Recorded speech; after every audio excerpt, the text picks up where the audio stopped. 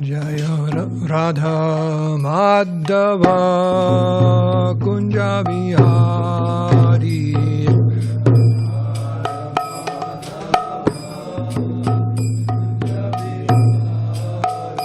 Jaya Radha Madhava Kunja Vihari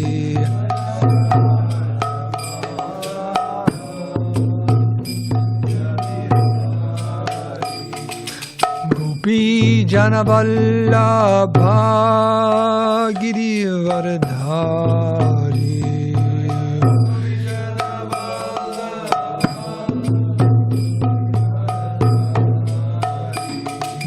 Gopi Janavallabha Girivardhari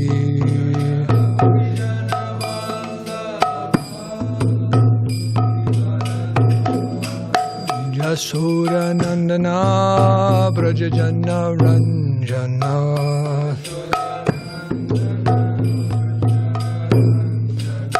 Jasoda Nandana Vrajajana Ranjana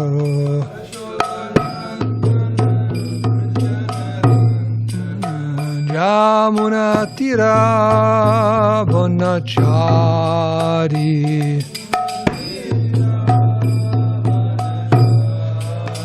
Yamuna Tira Vanachari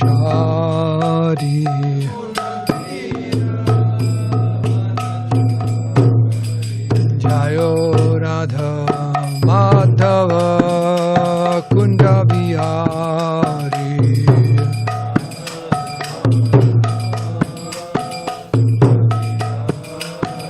Jaya Radha Madhava Kunja Vihari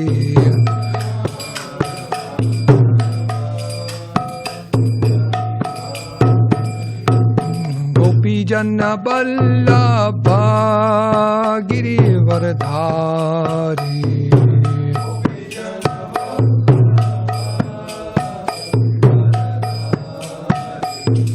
Gopi Janna Vallabha Girivardhari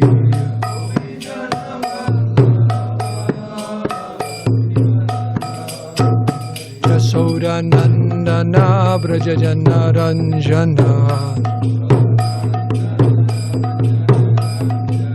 Yasoda Nandana Vrajajana Ranjana Jamuna Tira Vanachari Jamuna Tira Vanachari Jayo Radha Madhava Kunja Vihari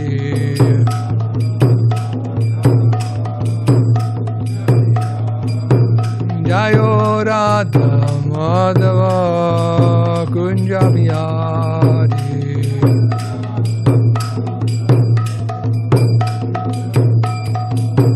Jaya Radha Madhava Kunja Vihari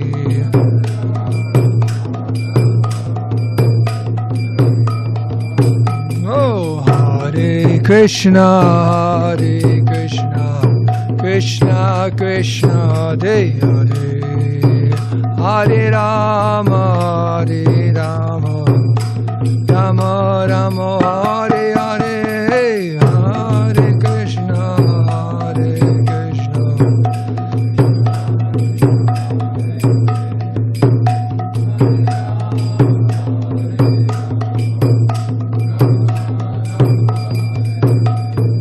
Hare Krishna Hare Krishna Krishna Krishna Hare Hare Hare Rama Hare Rama Rama Rama Hare Hare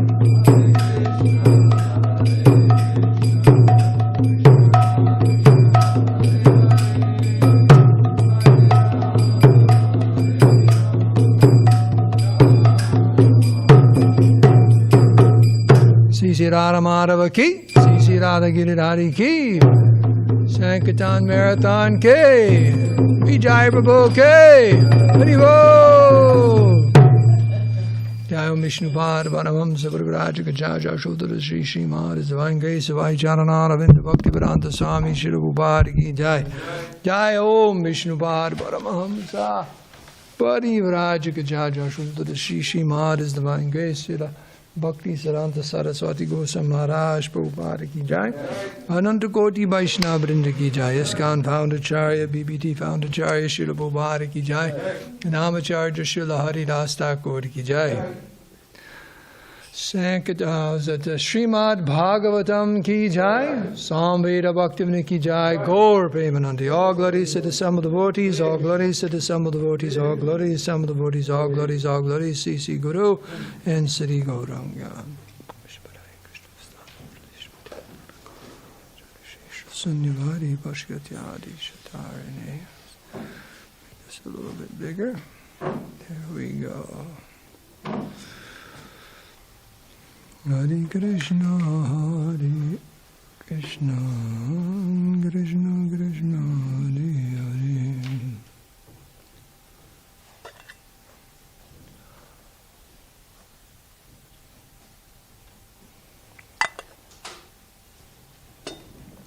So this morning, reading from the 6th canto of the Srimad Bhagavatam, chapter 3, this is text 19. First line of this verse is oft quoted by Srila Prabhupada, very, very much.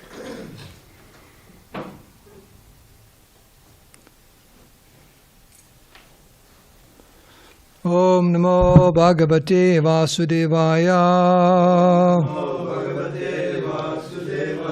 Om Namo Bhagavate Vasudevaya. Om Namo Bhagavate Vasudevaya. It's the word for word. Dharmam tu sakshad bhagavat pranitam na vai vidur vrishayo napi devaha na siddha mukhya asura manushaha kuto nu vidyadara charanadayaha dharmam tu sakshat sakshat bhagavat pranitam navai vidurishayo napi devaha Siddha mukhya asura manusha kuto nu vidyadara charanadayaha dharmam tu sakshat bhagavat pranitam navai vidurishayo napi deva Siddha mukhya asura manusha kuto nu vidyadara charanadayaha dharmam tu sakshat bhagavat pranitam navai vidurishayo napi deva na siddha mukhya asura manusha kuto nu vidyadara charanadayaha. Anyone like to chant? Dharmam tu sakshat bhagavat pranitam. Dharmam tu sakshat bhagavat pranitam. Navai vidurishayo napi deva. Navai vidurishayo napi deva. Nasiddha mukhya asura manusha. Nasiddha mukhya asura manusha. Kuto na vidyadara charanadayaha. Kuto na vidyadara charanadayaha.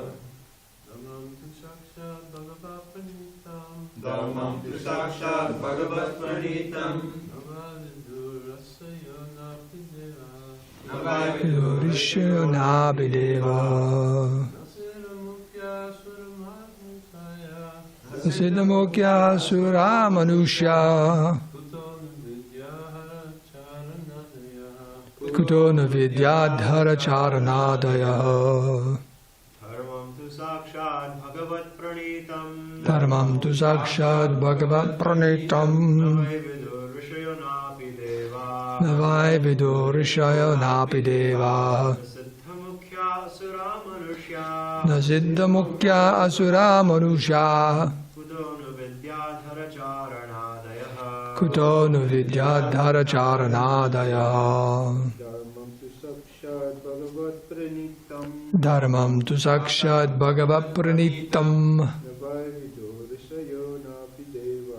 navai vido rishayo napi deva.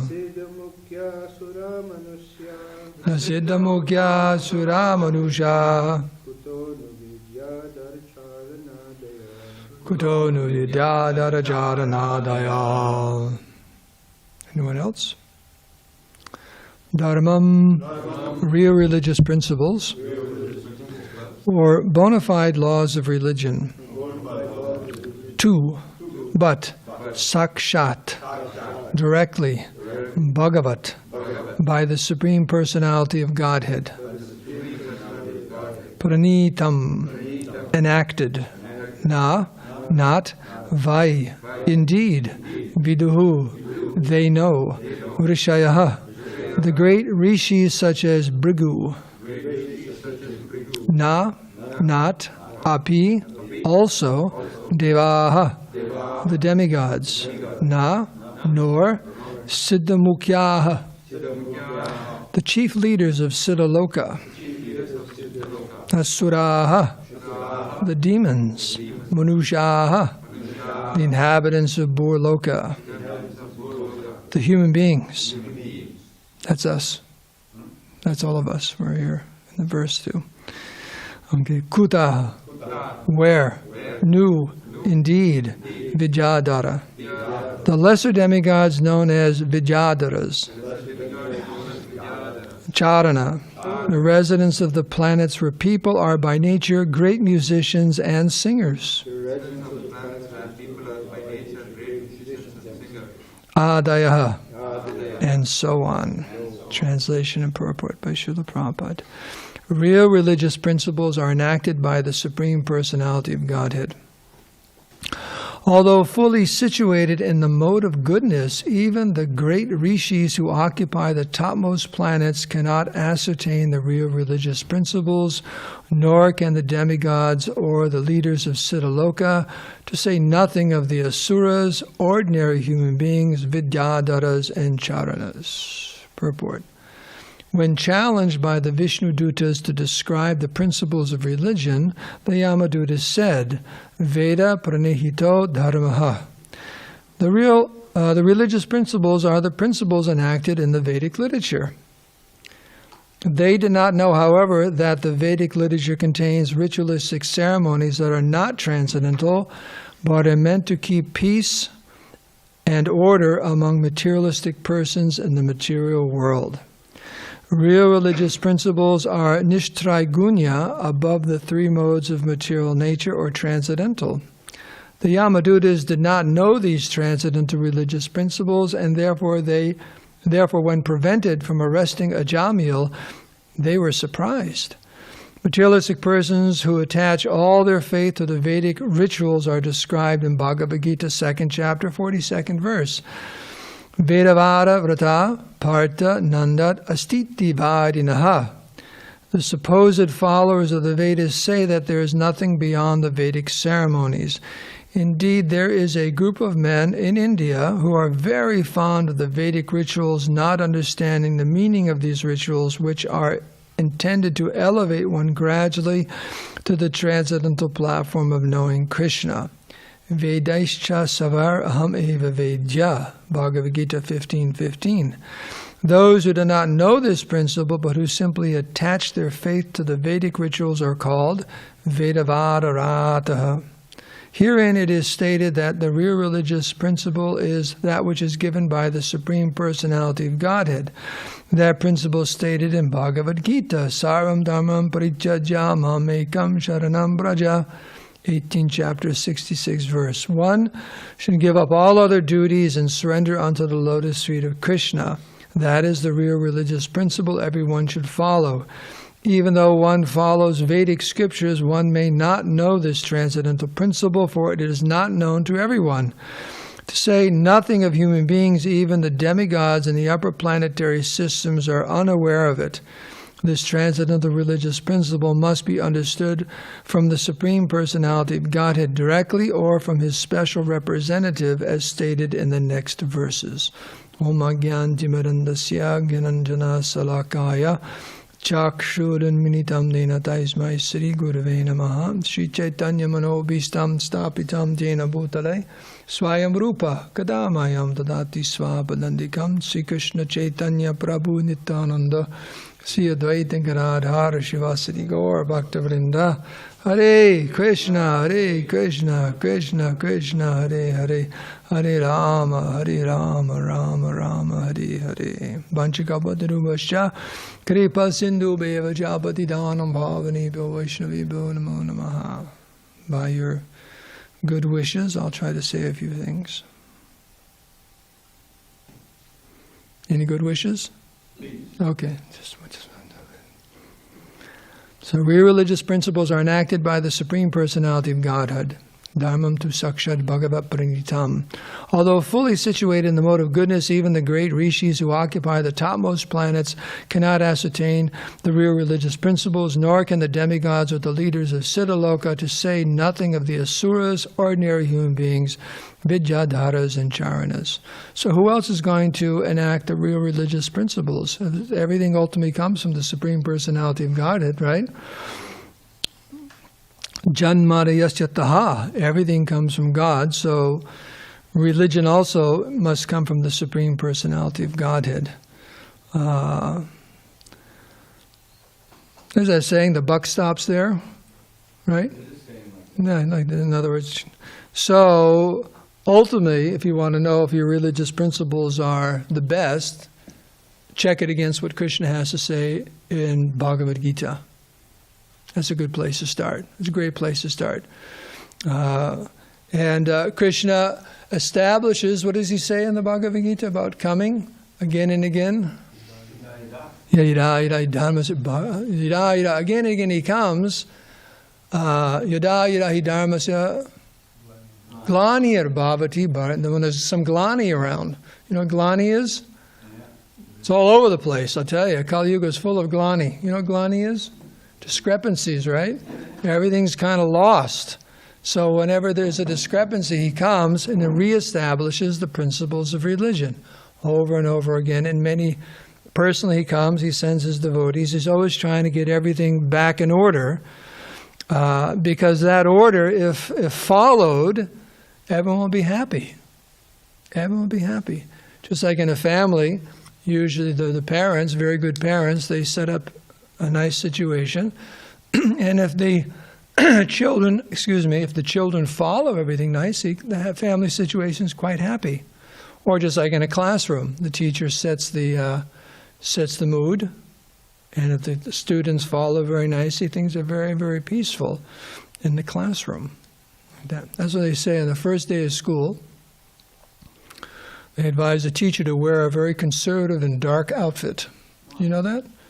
To let the students know who's in charge. Do you know that? That's advice I remember when we were teachers. We had to follow that. Like that. So they have to accept that this person's in charge. And what they say goes. Like that. So the problem in Kali Yuga is we don't want to accept authority. That's a symptom of the age of Kali. And there's two sides to that.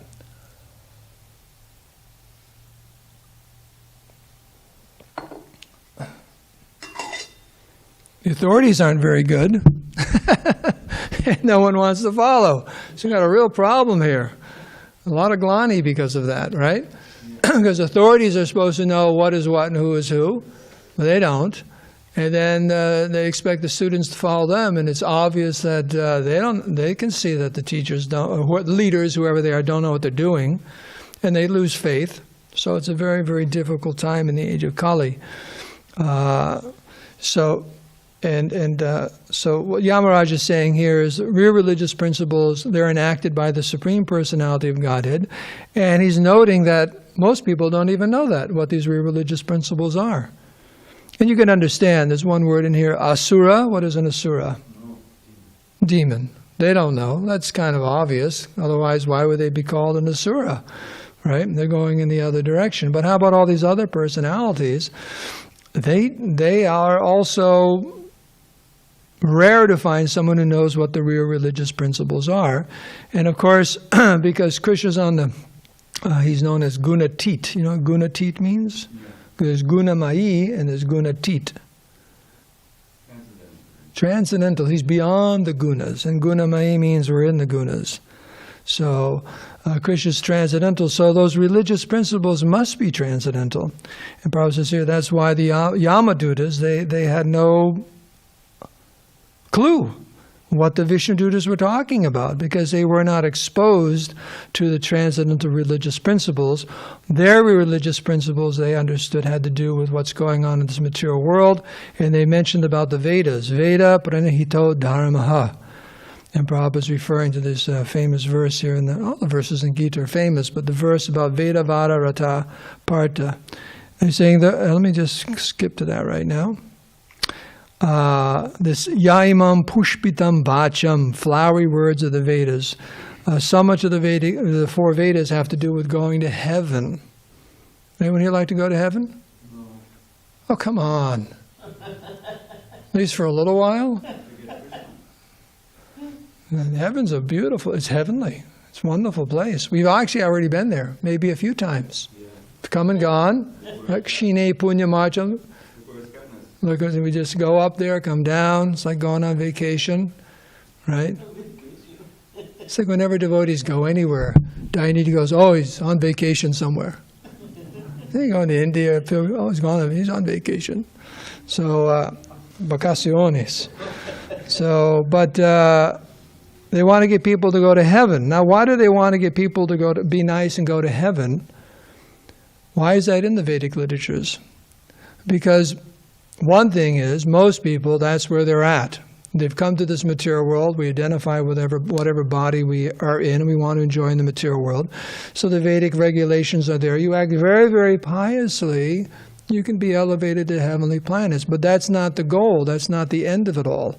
It's just one step, as Prabhupada says here in his purport, that it's to, they don't understand the whole picture. It's to get the people to become pious, become accustomed to following the Vedic regulations, and then gradually, some transcendental knowledge will develop in them, some transcendental understanding. But in this verse in the Gita, it says, men of small knowledge are very much attached to the flowery words of the Vedas, which recommend various fruitive activities for elevation to heavenly planets, result in good birth, power, and so forth, being desirous of sense gratification. Here's the line right here. Being desirous of sense gratification and opulent life, they say that there is nothing more than this. Because they want to enjoy in the material world, and here's the best plan for doing it. That's the point. Everyone's got a plan. You have a plan? Yeah, everyone's got a plan for being happy. Everyone's got a plan for sense gratification. The asuras have a plan. Those who reject any type of religion, they have a plan. Right? The materialistic people have a plan. Everyone's got a plan for being happy in the material world. Whose plan is the best plan? Krishna's plan. So Krishna's plan, if you want to be happy in the material world, okay, here it is. Just follow these rules and regulations in the Vedas, and you'll be happy. Because Krishna set everything up. It's like, if you want to go to Los Angeles, you're probably a good idea to follow a map, right? Or your GPS. You say, no, I'm going to go south.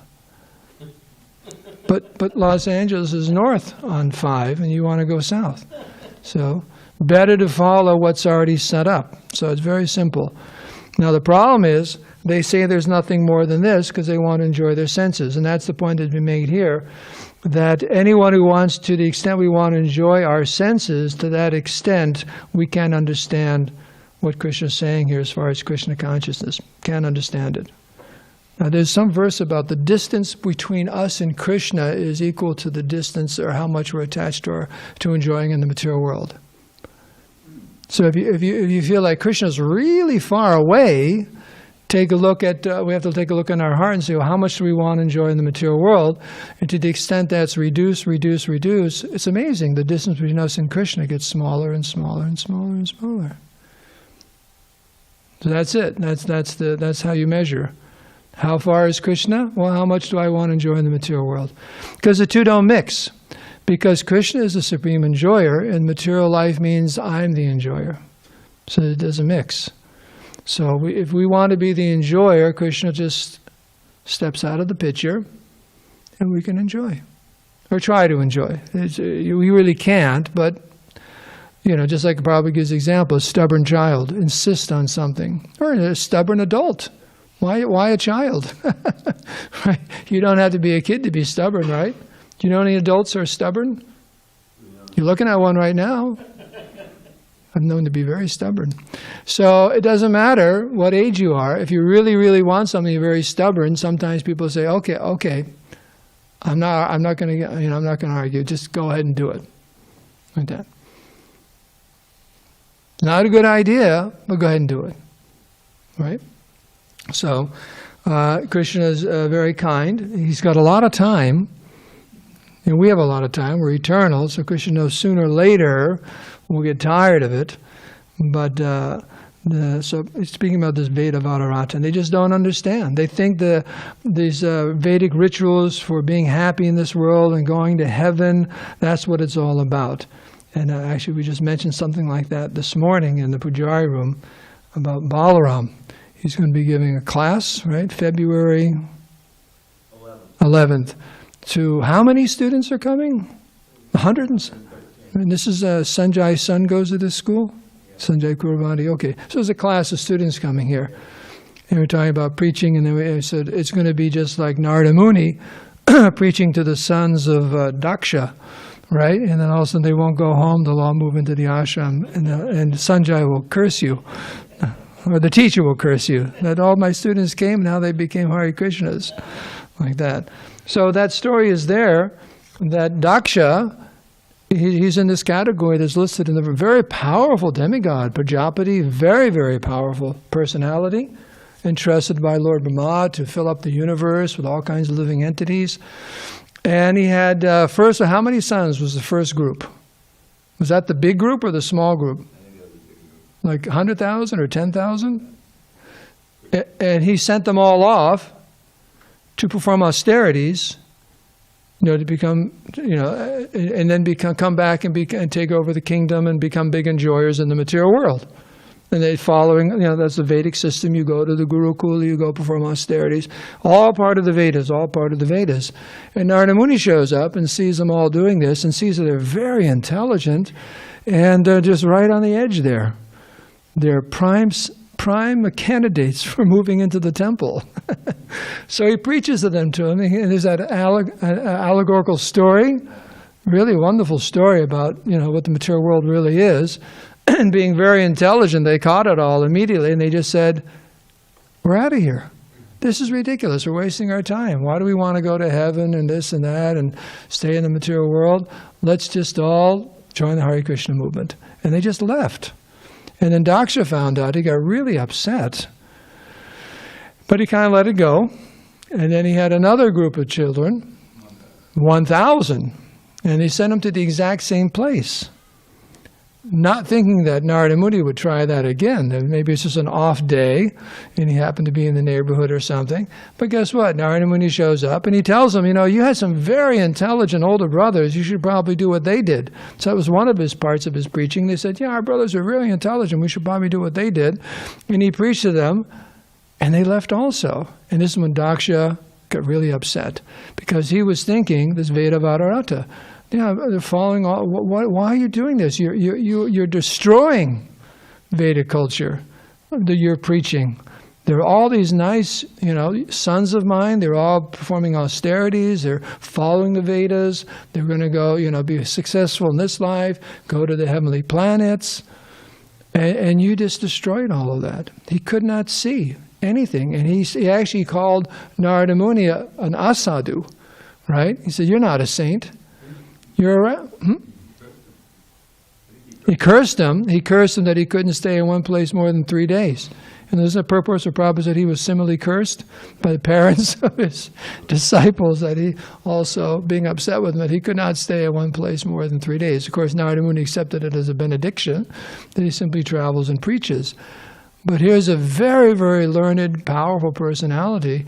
He couldn't appreciate. He couldn't say, wow, you saved all of my children from the repetition of birth and death. That never crossed his mind.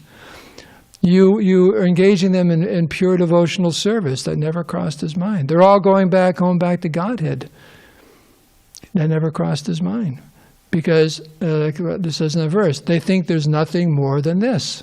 They just can't accommodate that there's something beyond enjoying in this material world. And that's why, with the part in the Bhagavatam where Narada Muni comes to Vyasadeva, and Vyasadeva is despondent because he's written all of these parts of the Vedas describing enjoying in the material world, so it's a gradual process.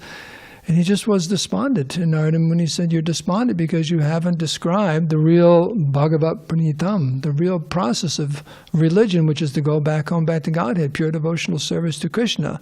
And then he compiled the Bhagavatam, dealing with that, transcendental religious principles. That will actually make everyone happy. And the next few verses will elaborate on all of this wonderfully. So this is the process of devotional service. Another personality, because it says that someone may be very, very, very learned and they still can't understand this. They just can't understand it at all. Is that a confirmation or? Okay. So I was just reading recently the story of Sarva-bharmān Bhattacharya. Now he's Brihaspati. He's an incarnation of Brihaspati, an associate of the Lord. But anyways, a great scholar in the court of Maharaj Prataparudra. He was actually he was Brihaspati who joined the pastimes of Chaitanya Mahaprabhu. And when Lord Chaitanya took sannyas and came to Jagannath Puri, Chaitanya Mahaprabhu came into the temple and fainted in ecstasy seeing Lord Jagannath. And then fortunately Sarva-bharmān Bhattacharya was there, and then the temple guards were going to beat him. Wake up, come on, get up, whoever you are, get out of here. Creating a disturbance. Yeah. It's people come in and make a scene. You got to get them out of here. Like that happens. Even sometimes they come in and it happened. I don't know how many times with that story in Los Angeles that happened, right? Some person and then they asked Prabhupada what to do, and Prabhupada said, kick him in the head. Because if he's in ecstasy, he won't feel it. And if he's not in ecstasy, he'll get up and run out. And I think the devotees went and actually hit the guy or something like that. And, anyway, so they're just imitating. And then also in India, there's a story like that where the devotees these people were coming to the Calcutta temple when it was first opened and swooning and all that. And Prabhupada just said they just saw sahajiyas, So people sometimes do that. So the temple guards, it creates a disturbance. And just before they did anything rash, Sarva-bharmān Bhattacharya just, wait. He could see that this is someone very, very special. And at first, there were no symptoms. He couldn't perceive any symptoms of life in Chaitanya Mahaprabhu's body. Then he took a little bit of cotton, put it by his nostril, and could see he was still breathing. Anyways, he had his servants with him and bring him back to his house. It was close to the temple. And he was so intelligent and knowledgeable about what was going on, he identified the ecstatic symptoms that Chaitanya Mahaprabhu was experiencing. Very, very elevated, exalted level of ecstasy. And he was actually even dumbfounded because such a level of ecstasy is not possible in a human being. So he was saying, this is amazing. And then all of a sudden the rest of the devotees, because you know they were separated. Why was Lord Chaitanya separated from his devotees on the way to Jagannath Puri? Do you know? Yeah. Something got broken. Do you know the story? Yeah, his danda, like that, and that's the whole story. So he got kind of upset, feigned being upset, and he went ahead. So they finally caught up. And they get to the temple and they hear people talking about this sannyasi who just came and he fainted, and this was a big, topic right there. And they thought, that must be him. And they started asking around. And then they ran into Gopinathacharya. Gopinathacharya was Sarvabhauma Bhattacharya's son-in-law. And he had a connection with Navadvip and so on. And he confirmed that Sarvabhauma Bhattacharya was there, and he brought him to his home. That's where he is. So they all went immediately. And yes, there was Chaitanya, but he was still in trance. And Sarvabhauma Bhattacharya welcomed everyone very nicely, paid his respects to Lord Nityananda. He had his servants take them to take darshan first, and then they came back, and they had a big kirtan, and Lord Chaitanya woke up. He woke up. And there was some conversation there by Sarvabhauma Bhattacharya thinking that inquiring was, he just took sannyas. What was his sannyas name? Who did he take sannyas from? He said, maybe I can reinitiate him, give him a better sannyas level. He needs some help too because he's very young. He took sannyas at such a young age. Not a good idea because his senses are very, very strong, and I'll preach to him and this and that. And then Gopinathacharya said, he doesn't have to, take sannyas from you. He's the Supreme Personality of Godhead. He's just, it's a pastime. And then Sarvabhauma Bhattacharya and his disciples said, wait a second. That can't be the Supreme Personality of Godhead. And there was quoting some scripture about Triyuga and this and that and different things. And now one thing, Sarvabhauma Bhattacharya and Gopinathacharya, because of their relationship, it was, what was the word? Friendly. Because and it says apparently Gopinathacharya would get on his case from time to time about different things, and he accepted their arguing. But he could not accept that Lord Chaitanya was actually the Supreme Personality of Godhead. And there's that famous verse, and I'm not going to speak too much on it because it's coming up in a purport in 2 or 3 verses. Atapite Daya, the leshanugrihita eva hi. That means if someone, unless one gets at least a particle of Krishna's mercy, can't understand any of this.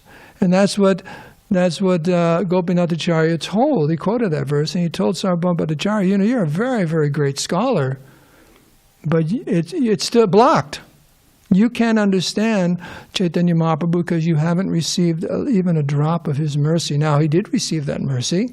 He rendered his service and so on, and his conversion is a wonderful, ecstatic part of Chaitanya Charitamrita. After 7 days, can you imagine sitting in class for 7 days hearing Mayavadi philosophy? Whew. Like that. And then after 7 days, Sarvabhauma asked Chaitanya Mahaprabhu, did you understand everything? He said, I understand Vedanta Sutta perfectly well, but what you're saying, he's compared it to, he said, it's just like the sun, but all of your words are just like a cloud. You're covering the whole thing.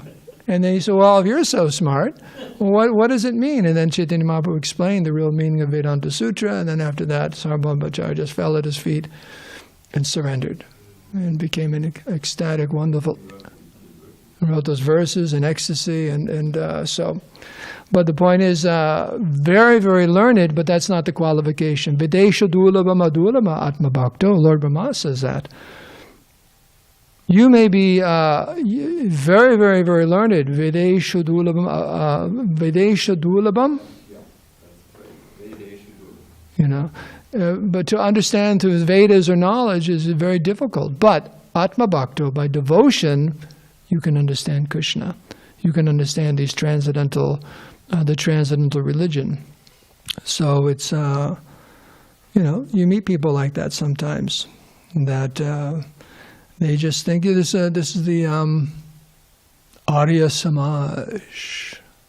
Arya Samaj, that's a group started in 18 40s or 60s in India, and they're saying all the stuff about temples and the Purana is all fake, and we should just go back to the original Vedas and all these yagyas and go to heaven and all that kind of stuff. And there's nothing more than that. So it's interesting. I did a funeral last week for a family, very, very nice, Arya Samaj. And I was thinking, I better not mention Krishna too much and this and that, because they're not really into all that. But still, I said, well. I put a big picture of Krishna there, right next to his body. And even one of these women, a very close friend of theirs, came up and she sang a bhajan about Krishna. You can't get away from Krishna. You just can't do it, right? And I explained these are all the garlands from the temple, and there's it's chandan from the worshiping Krishna in the morning, and just Krishna, Krishna, Krishna, Krishna, Krishna. Well, I couldn't help myself, but it was they really liked the funeral and so on. But their idea is that all this stuff is not real. It's just kind of made up later on. The real thing is the Vedas and going to heaven. They're veda-praṇihito.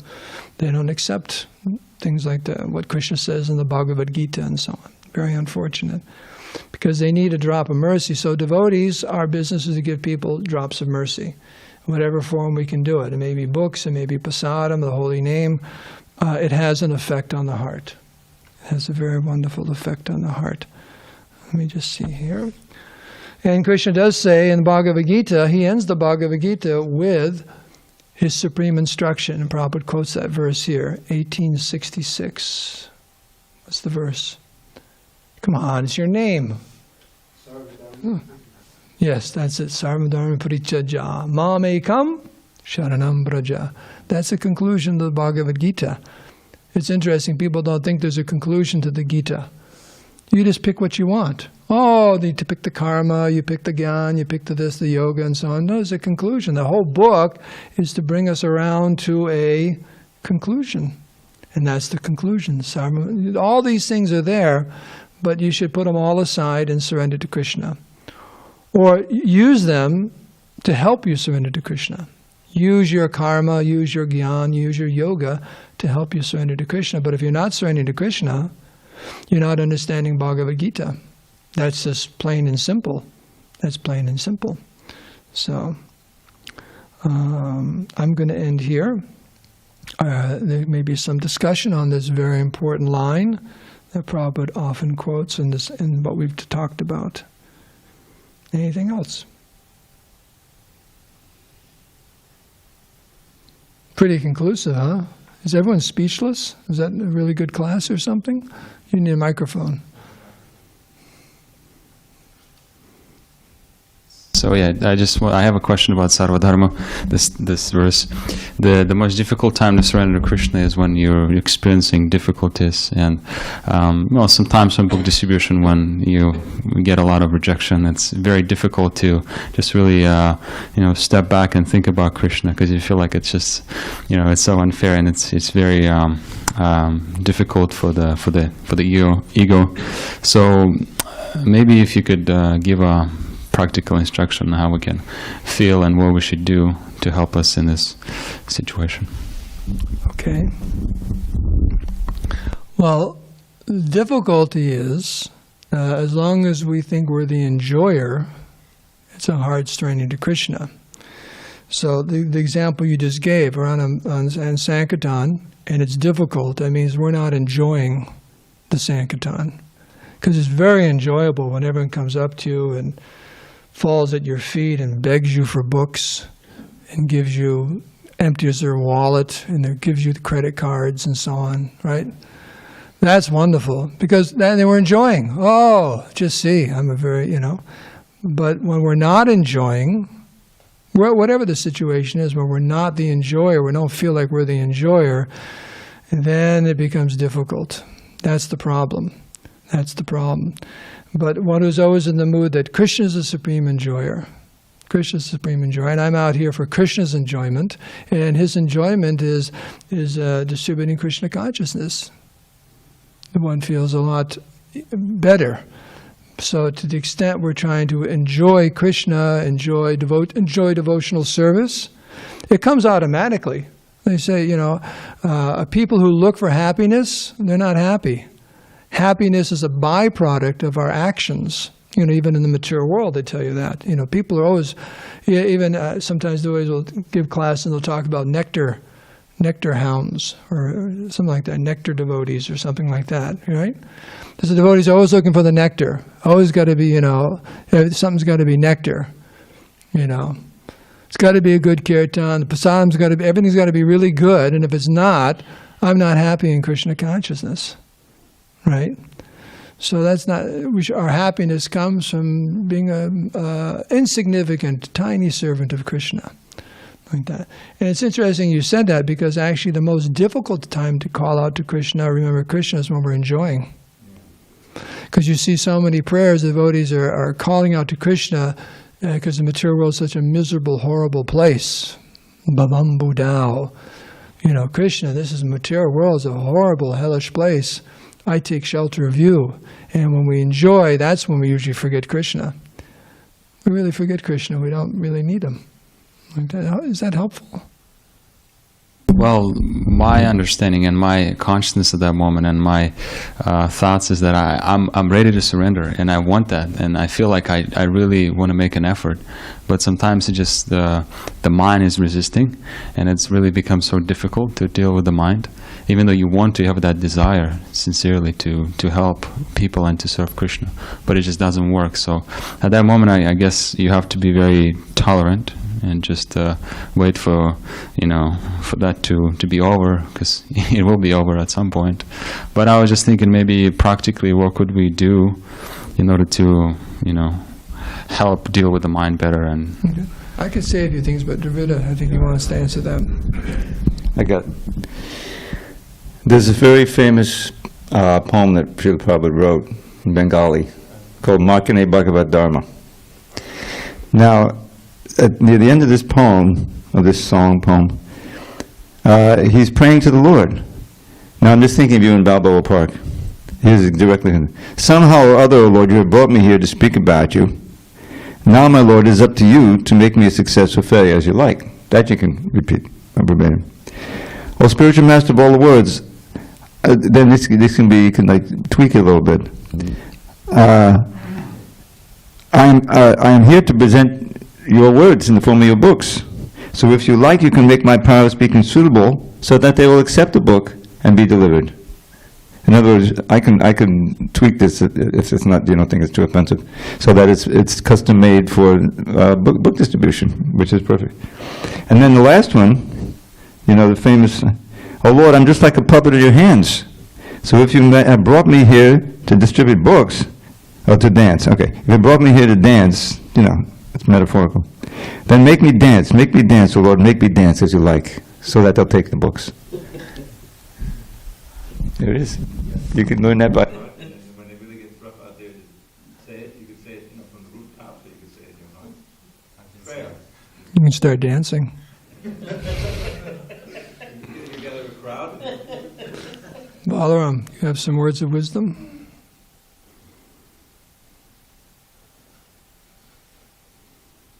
I was thinking about what I read about I read something that Savas Prabhu said. He said that in terms of book distribution, if you chant your rounds in the morning very energetically, powerfully, and without interruption from beginning to end, then he kind of described it as winning. Means you're not giving power of attorney to the mind by letting it wander all over. So you're winning. So then he said that then on book distribution, then it would be much easier to carry that. And also that's substantiated by Prabhupada's advice to one devotee. He said, Prabhupada, how do we increase book distribution? Prabhupada said, well, you sit down and you chant uninterruptedly at least 16 rounds from beginning to end. And of course, best in front of Tulsi. Special power there from the pastimes of Haridas Thakur that's mentioned. But I was also thinking that if people if people are really enthusiastic about something or they're engaged in a particular activity, you know, they talk about it, they read about it, they listen to lectures about it. So that's also there because, of course, a person can become convinced. Like, for example, you have Vaisheshika Prabhu who's quite convinced that, you know, distribute Prabhupada's books is, you know, greatest thing to do. And, you know, he's doing that himself and inspiring people to do that. And you have others who are also convinced about book distribution, but some of them are less convinced than him, obviously. So to hear from him and others like him, and just to hear about the topic in general from people who are enthusiastic about it, it will enthuse us. Okay, this is what I should be doing. All right, I'm going to do this. And then it kind of gives us the importance. It cements in our mind, okay, this is important, right? But if we don't do that, then, you know, it may be a little difficult.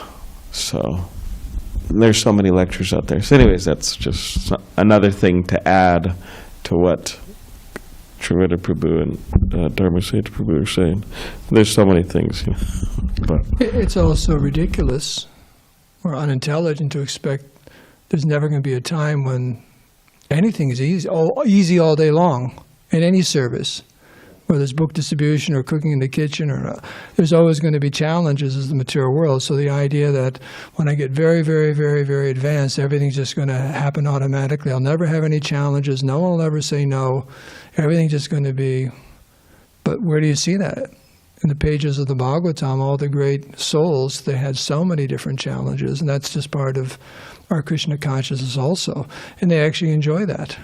Seeing it, Krishna sending all of these things to me, it's part of my devotional service. But to the extent we're thinking we should have no problems whatsoever, that's a sign of our Krishna consciousness. That's nowhere in the books. We made it up, you know, so we have to understand that. It's part of life. Some days are good, some days, but we just keep going on. And Krishna sees that. Are we a fair weather friend? Right? Friends are tested in adversity. There's that verse. So we're Krishna's friends. So he's testing us in some adversity, just wants to see how determined we are. So we can end here. All glories to Srila Prabhupada. Hare Krishna. Nice class. Thank you. Hare Krishna. Sounds like one of the demigods. Hare Krishna up there. Thank you. Very nice class, Prabhu, and nice discussion. Hare Krishna. Danavari.